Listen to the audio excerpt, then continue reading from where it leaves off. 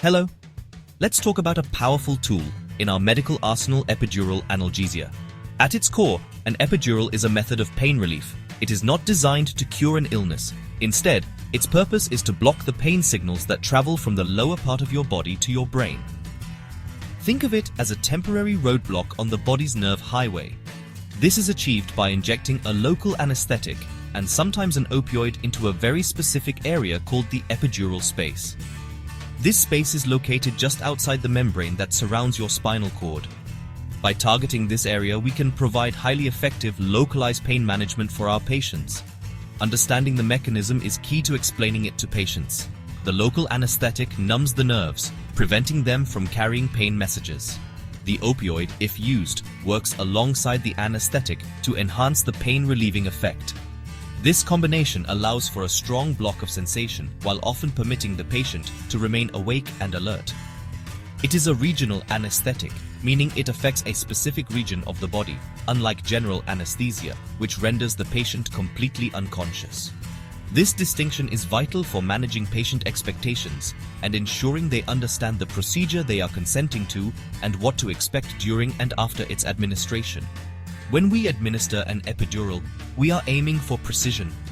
The epidural space is filled with fat, connective tissue, and blood vessels, providing a medium through which the medication can spread and bathe the nearby nerve roots. The effect is typically felt from the point of injection downwards. For example, a lumbar epidural, which is the most common type, will numb the lower half of the body. This makes it incredibly useful for procedures involving the legs, pelvis, or abdomen. It is a sophisticated technique that requires a skilled hand and a deep understanding of human anatomy to perform safely and effectively. For registered nurses, being well-versed in this topic is not just an advantage, it is a necessity. You are the frontline caregivers, the ones who will monitor the patient, manage their comfort, and be the first to spot any potential issues. Your knowledge builds patient trust and ensures a smoother, safer experience. Explaining that the goal is pain relief, not necessarily complete numbness, helps set realistic expectations. It is about making a challenging medical situation, like childbirth or major surgery, far more manageable. Your confidence in explaining these fundamentals can significantly ease a patient's anxiety and help them feel in control.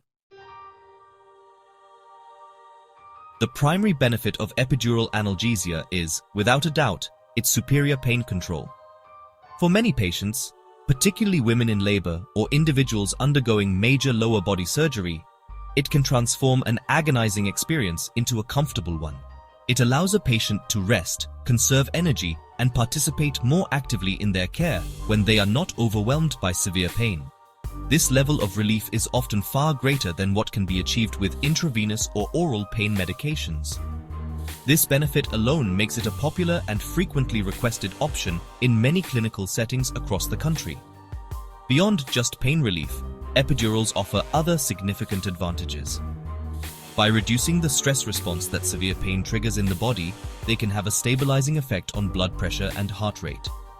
In childbirth, this can lead to a less stressful experience for both mother and baby. For post-operative patients, effective pain management encourages earlier mobilization. Getting up and moving sooner can reduce the risk of blood clots, chest infections, and other complications associated with prolonged bed rest. It is a key component of many enhanced recovery after surgery protocols, helping patients get back on their feet faster. However, we must be transparent about the potential risks and side effects. No medical procedure is entirely without risk. Common and usually temporary side effects include a drop in blood pressure, itching, often from the opioid component, and nausea. Some patients may experience a sensation of heavy or weak legs, which can limit mobility. There is also a risk of developing a headache after the procedure, known as a post-dural puncture headache, if the needle accidentally goes a little too far. These are typically manageable issues, but they require diligent monitoring from the nursing staff. More serious complications, while very rare, must also be acknowledged. These can include infection at the injection site, nerve damage, or bleeding into the epidural space. While the odds are extremely low, it is our duty to inform patients of all possibilities so they can make a truly informed decision about their care. The role of the nurse is crucial here. You will be observing for signs of these complications, such as a fever, persistent leg weakness, or severe back pain. Your vigilance is the patient's most important safety net, ensuring that any deviation from the expected recovery is identified and addressed immediately. Epidurals are used in a variety of clinical situations, but they are most famously associated with providing pain relief during childbirth. The ability to manage labor pains allows the mother to conserve energy for the final stages of delivery. However, their use extends far beyond the maternity ward. Epidurals are a cornerstone of pain management for many major surgeries.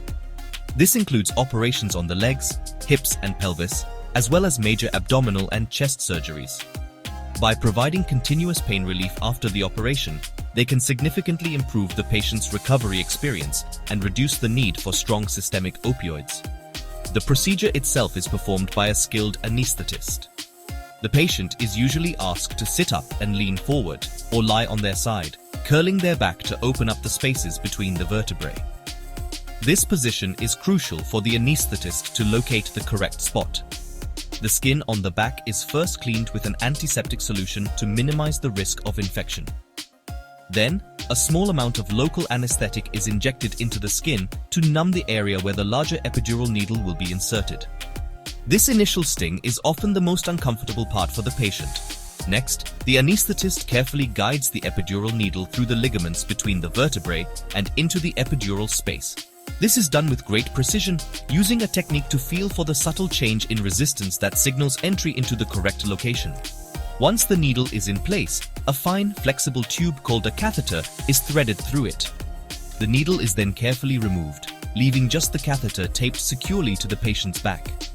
This catheter allows for continuous infusion of medication, providing sustained pain relief for hours or even days, managed by an infusion pump. Nurses play a vital supporting role during the insertion process. Your job is to help the patient maintain the correct position, which can be challenging if they are in pain or anxious. Offering reassurance, explaining what is happening, and helping them to stay still is incredibly important for the success and safety of the procedure. You might hold their hands, encourage them with calm words, or help them focus on their breathing. This supportive presence can make a world of difference, turning a potentially frightening moment into a calm and controlled one, and setting the stage for effective pain management to begin. Once the epidural is in place, the nursing care becomes paramount.